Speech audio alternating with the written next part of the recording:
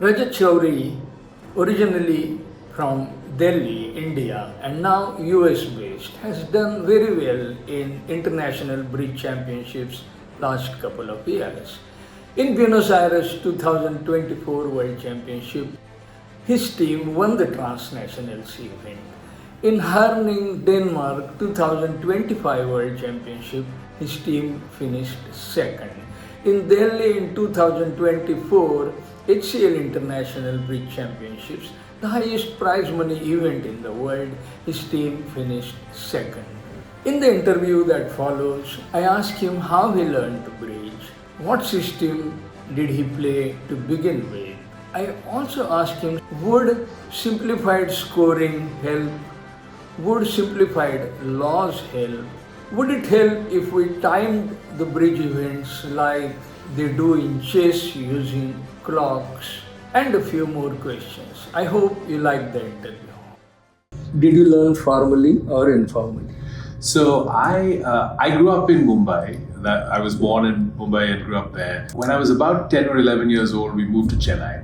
And in Chennai lived my grandmother's sister. Her name is Padmini Divakaran. She is a great player, represented India at the Venice Cup, also a very good teacher. So at some point, she taught both me and my mother for a few months while I was in Chennai. I really liked the game, but then soon enough we moved from Chennai, and my parents eventually ended up in Delhi, which is where they are now.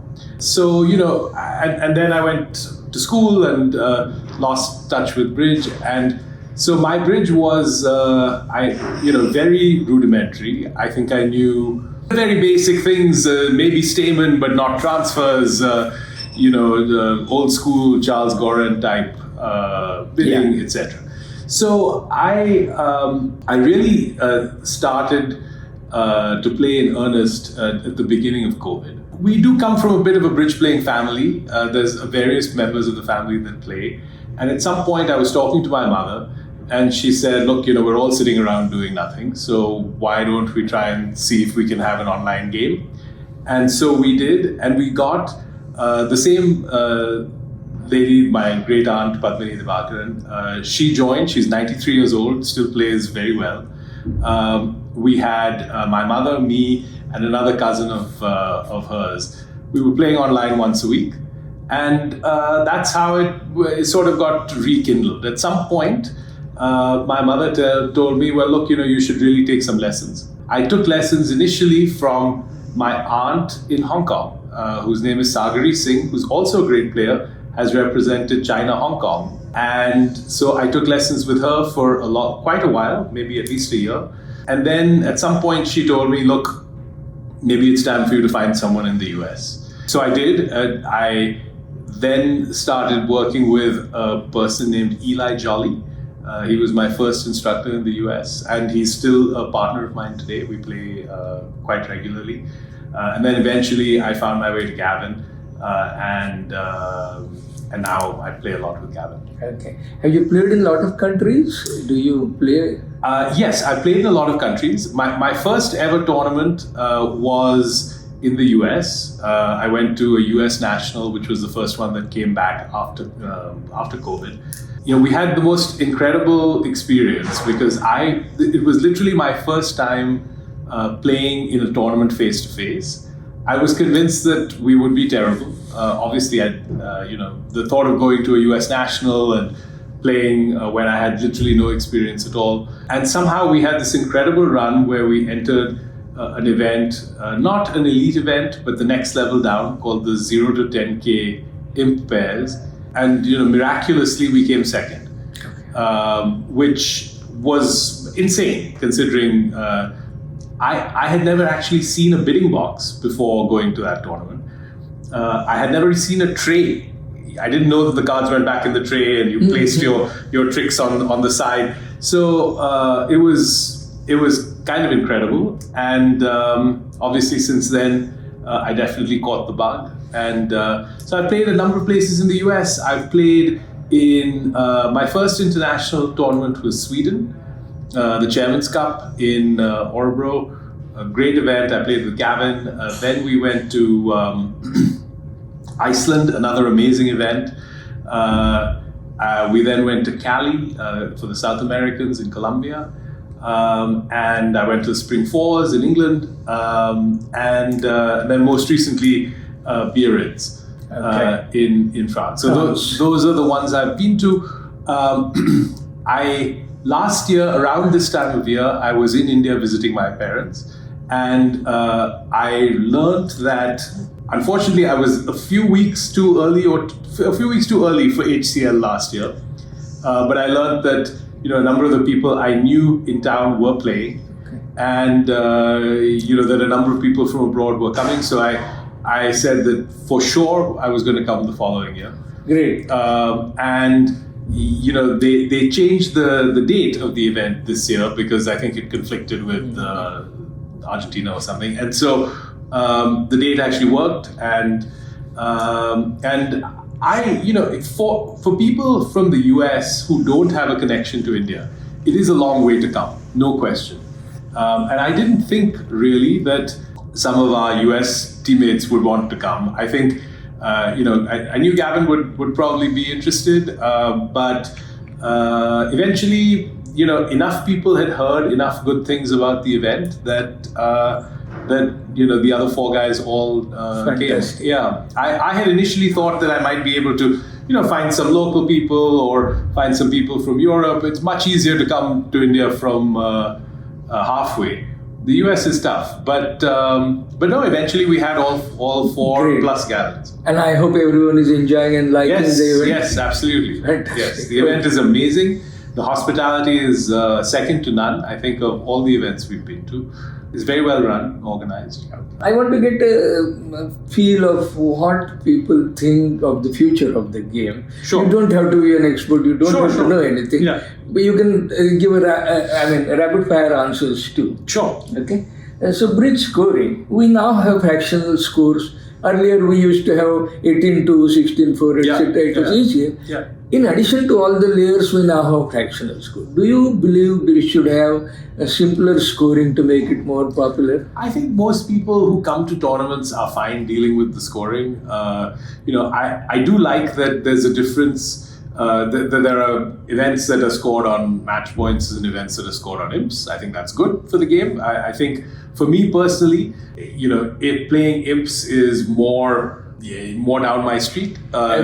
It's a little match points is going to be very good for me over time to get practice and so forth, but it's a grind playing match points. For the newcomers, I think perhaps it is easier if they're whole number scores. But I wouldn't say in the panoply of issues that Bridge has, I would not put that as among the highest ones. Okay. Let me give you some background on this. Sure. Paul Marston in 2010 wrote an article. In 1980s and 1990s, there were no system restrictions. Around 94, 95, system restrictions started coming into play, and now there are perhaps too many of them. I do think that there's too many laws. I wouldn't say I know them all. I have a good partner, so I rely on him. But I do think that there are also people in Bridge, I think, who are perhaps sometimes I feel unnecessarily sticklers for the laws. And that can, particularly for newer players, be a turnoff. Because they go to a tournament and, people tell them they're, breaking this, that, or the other law, which to a newer player is a little intimidating and frankly mystifying. Like, why is the law that? It doesn't seem to make a lot of sense. So now, of course, every game has to have laws in terms of system restrictions and the like. I think there's a happy medium. I think that, in the US, we have some restrictions that are, to my mind, don't make a lot of sense. But I also do think that, having some level of sort of sense to the bidding probably helps to make the game, to improve the game as well. Okay. Speed of the game. Yeah. Chess, speed of the game. Yes. Hugely. Yes. Chess is, Should Bridge be doing the same? Should game be timed? So, I think that there's a scope for different formats of the game. Just like we have in cricket, where there are different formats, we have in chess, there are different formats. And I think there's definitely scope for kind of faster games, particularly online, particularly individual games. If you're playing robot games, you're playing online challenges, you're doing this or that, definitely there's a sort of a blitz challenge type thing could certainly be quite interesting. I think in terms of clocks and so forth at face-to-face tournaments, at the US trials, they now have clocks, individual clocks like chess clocks. And it really has sped up the game and made it, as a watcher, a much more compelling experience. You no longer have people just tanking for the sake of tanking.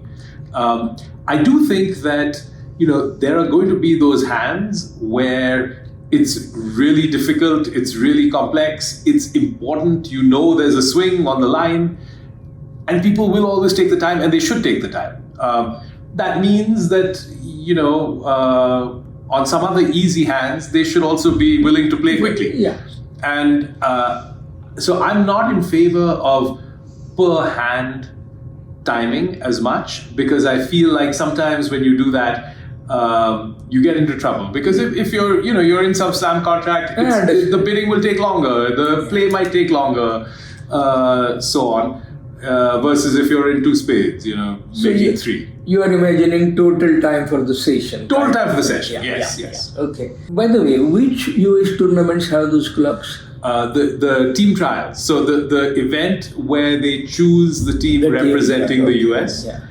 They actually do it on a system called Love Bridge. And Love Bridge has the clocks and so forth. I have a question on money in bridge. Bridge scoring is so granular. Yeah. But unlike poker, bridge offers very few opportunities for money. Yeah. What do you think about that? I think that in order to popularize the game among younger people, there needs to be some ability to make money in bridge. I think that the idea that people say, well, games like poker have become popular. A big part of that is, when they first were on TV, there was supposedly big money on the line in these games. It's not the only thing. I think just broader exposure, the fact that poker was on TV and was not on TV live, because live poker is not particularly interesting to watch. But there were good shows that were made good marketing, but also good editing. So they would take a day's worth of play and produce a half an hour show. Where all of a sudden it's much more interesting. Now, bridge has the slight problem that it is quite a complex game to learn. It's what I call a high barrier to entry game. Poker is a low barrier to entry game. It's very easy to learn the simple rules of the game. Of course, there's a lot to it, but... One question in this context. When you learned bridge in Chennai, what system did you play first time? First time I played Charles Goren's original system. So not precision or strong club? No, not strong club. Not strong club. Even in Chennai? Yeah, so my grandmother's sister, she used to play precision. That was her system. Okay. But and she used to play with her husband, and that was the system they played. But for teaching us, she said that she would teach us Goren. Okay. And so we played like 4-card majors, 16 to 18 no trump. I think that bridge needs an economic model somehow. It can't only rely, of course there's sponsors and there's whatever, but it can't only rely on that.